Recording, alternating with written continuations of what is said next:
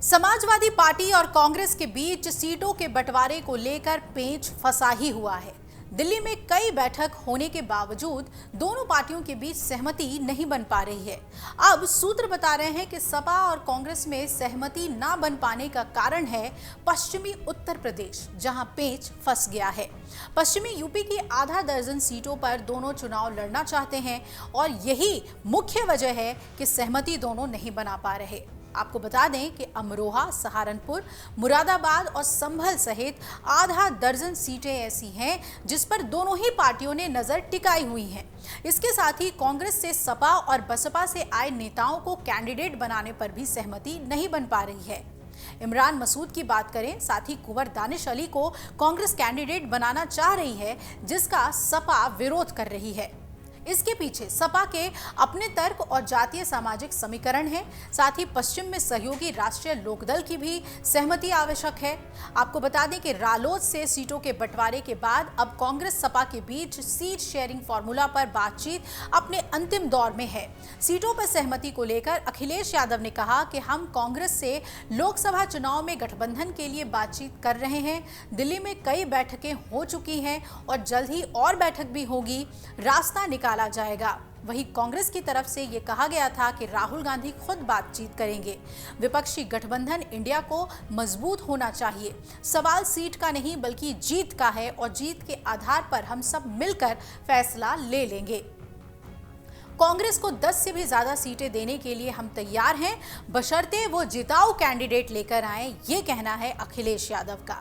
उन्होंने ये भी कहा कि अच्छे माहौल में सहयोगियों के साथ सीटों के बंटवारे पर सहमति बन रही है। सपा और रालोद ने लोकसभा चुनाव के लिए, आपको याद दिला दें कि शुक्रवार को ही गठबंधन की औपचारिक घोषणा की। कांग्रेस के साथ भी जल्द ही सीट के बंटवारे पर अंतिम फैसला लिया जाएगा, ऐसा कहा।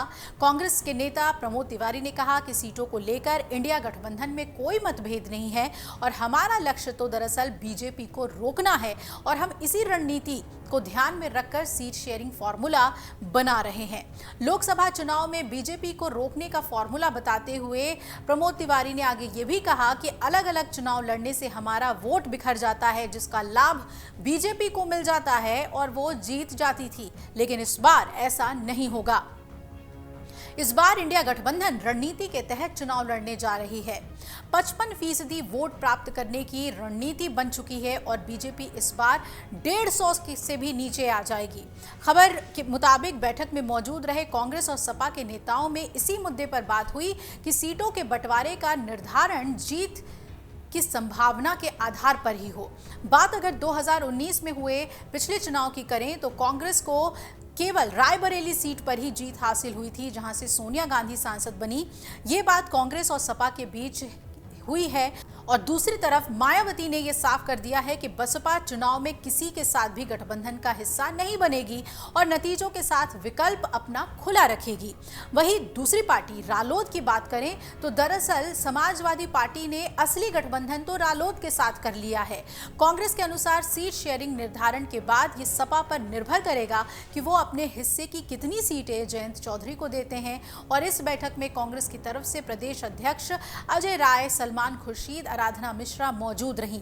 वहीं सपा की तरफ से भी रामगोपाल यादव, जावेद अली खान और उदयवीर सिंह उपस्थित रहे थे और जानकारी ये भी आई कि यूपी की हर एक सीट को लेकर दोनों ही पार्टियों में चर्चा हुई। दोनों दलों के ने आंकड़े के आधार पर भी सीट लेने की बात रखी थी और आखिर में सलमान खुर्शीद ने यह भी कहा कि बातचीत अपने अंतिम दौर में है और हो सकता है कि राहुल गांधी आखिर में अखिलेश यादव से बात करें और तस्वीर साफ हो जाए। हालांकि अभी तक ये नौबत नहीं आई है और ये कहा जा रहा है कि जहां चुनाव अब बिल्कुल सिर पर है, वहीं सपा और कांग्रेस के बीच सीट शेयरिंग पर सहमति न बनना ये इशारा कर रहा है कि चुनाव को लेकर तैयारियां किस स्तर पर है इंडिया गठबंधन में। अगर आप ये वीडियो YouTube पर देख रहे हैं तो हमारे चैनल को सब्सक्राइब करें और बेल आइकन को दबाना ना भूलें। अगर आप Facebook पर ये वीडियो देख रहे हैं तो हमारे पेज को लाइक करें।